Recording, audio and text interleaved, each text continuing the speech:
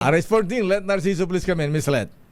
Lakay, sasagutin ko na muna yung tanong mo kung saan pupunta si Saan? Presidente. Papunta siyang Negros Oriental. Oh, Negros Oriental, ha?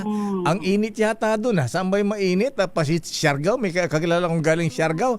Nako, galing Dumaguete. sabi ko sa'yo, mag-headset ka eh. Off mic ka na naman. Ha? Sobrang init daw Sasabunutan doon. na kita. Ayan. Nakakati kasi tayo ako sa headset natin.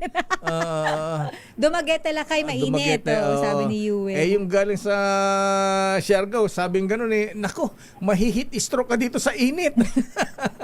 Okay, proceed. So, Negros ang punta ng Presidente, Miss Let. Mukhang dito sa Luzon ang maulan Lakay, pero Visayas, Mindanao, mukhang mainit talaga doon.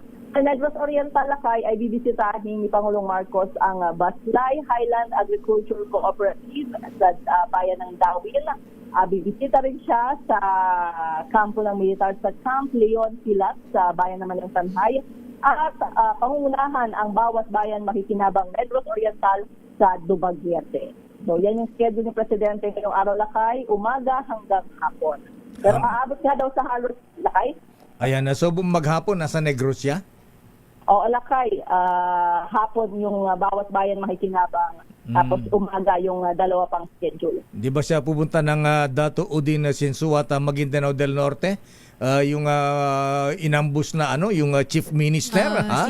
Si Barb Chief Grabe. Makakua. Sami Gambara Makakua. Yan, yan ang habang sinasabi natin, Chairman George Garcia, ha? Ito bantayan natin, powder keg ang darating na eleksyon dyan po sa BARM. Ayan, kita mo, ha? Kampanya pa lang. Wala po. Interim Chief Minister, Yes, inaambus. Lakay, interim Diyos chief. ko, grabe. Nung Ayan, Sabado yan nangyari. Okay. Sinundin na yan ni Pangulong Marcos at nanawagan ng maging mahinahon. At may suspect may persons of interest na ba? Mhm. So mukhang sa mga otoridad malalaman yung Lakay. Akala ko tanong sa mga taga MILF. Ang malungkot dito, puro mga sila naglalaban-labang ngayon. Ayan, yung kalaban ni Interim Chief Minister Sami Gambara Makakua, ha? Makasama niya dati sa MILF din ang mga ito. Ayan, yung dating Chief Minister, siya ang makalaban niya. Ayan, at marami pang iba. Ayan, parliamentary pala, members of the parliament iboboto. Ayan. Pero siyempre, yung mga leader dyan, yan ang mga, ngayon, maiinit. Okay nga, Rod, Miss Let. So, saan ka lugar ngayon? Nasa Malacanang ba? Kumusta ang panahon dyan? Maulan pa ba? Nasa area ng Maynila Lakay. Actually, mga 20 minutes pa lang kahihinto nung malakas na ulan kanina.